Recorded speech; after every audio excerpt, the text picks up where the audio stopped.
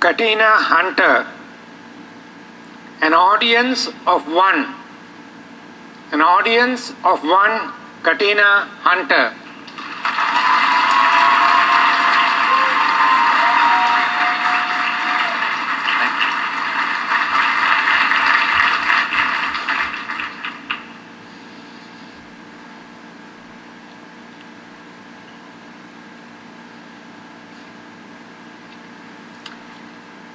Fold laundry. Buy stamps. Feed dog. I can't write an extraordinary speech based on the ordinary life associated with this to-do list.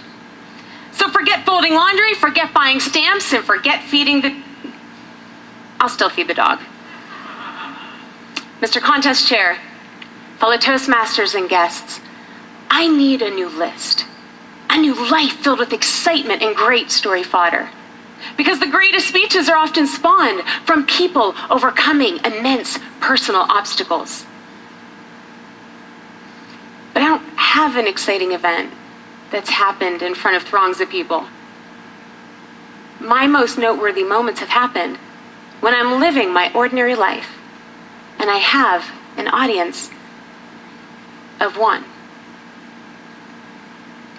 In my living room, I have a chess set that my parents brought me from Greece, and each piece is depicted by a different Greek mythological god or goddess. I have this set proudly displayed on a chess table that my grandmother refinished herself over 50 years ago. My older son knows not to go near the chess set. My younger son knows not to go near the chess set. My husband knows.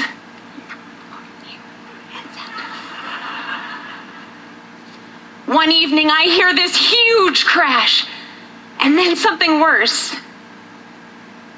Silence. I come careening down the living room stairs to see my youngest son lying on the floor amongst a slew of decapitated Greek gods. Funny sentence, not such a funny scene. Honey, are you okay? Did you hit your head? Can you feel your toes? Tell me, I need to know what happened. It took a lot more prodding and begging on my part before he finally admits that he was trying to slide down the staircase banister, lost his balance about halfway down and plummeted directly into the porcelain laps of Zeus and Medusa. Although he's unharmed, he continues to sob, and he gets out, Mommy, I broke your chess set. In his little boy mind, he mistook my panic for anger. Not that I can blame the kid.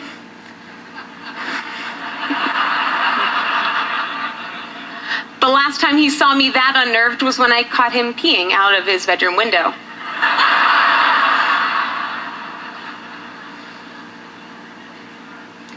But I took his little face in my hands, and I looked at my brown-eyed boy and I said, "You made the right decision by telling me. And I could never be mad at you for doing the right thing." I pray that the next time he feels that he's in serious trouble, hopefully not for public urination, but maybe when he's 16, and he has his first mishap with his newly issued driver's license. Or maybe when he's 21, and he's at a party with his friends and he's debating how to get home. I hope that he remembers that day, and he knows that he can always come to me for those same words. You made the right decision, and I could never be mad at you for doing the right thing. In that moment, I didn't have a prepared speech. I was just a mom in my living room with my son, my audience of one. If you think back to the best advice you've ever received. I'm willing to bet that it fits that single criterion. I volunteer each year at a youth summer camp, and when it comes to the first day of camp, there's absolutely no happy medium. Kids are either writhing with excitement, barely making it through the brief registration process before shoving their parents aside and jumping into the nearest game of elbow tag, or they are completely freaking out. Tears running down their sweaty little faces as this heaving mass of half child, half nasal excrement clings to the waist of their respective parent. I remember this one little girl in particular. She had brown hair that framed her round little face, and her glasses were all fogged up from her hot tears. I just sat next to her for almost 2 hours, and I finally said, "Honey, if you decide to go home, you might just miss out on meeting some of the best friends you're ever gonna have." She decided to join the other children. She stayed at camp and she had the time of her life, and 5 days later, when camp was done, she cried all over again. Your best speaking moments aren't often met by trophies or certificates or pins. Most times you don't get anything for your most impactful speeches. But sometimes you do.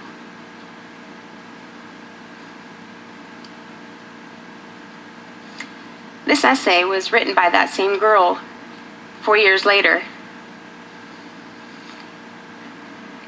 It's titled, "The Person Who's Changed My Life."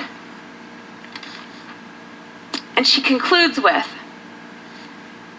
"If it wasn't for Katina helping me, that crying camper, I wouldn't be where I am today. I'm inspired to be like her one day and help others as she has helped me."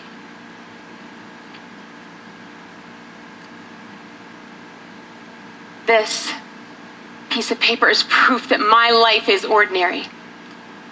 But this one is proof that I am not.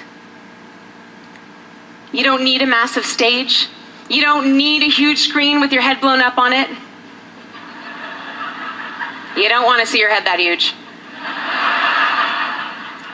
It's not going to happen in front of 2,173 people. The time when your message matters most is going to happen when you're living that ordinary life. And you have an audience of one. Mr. Contest Chair.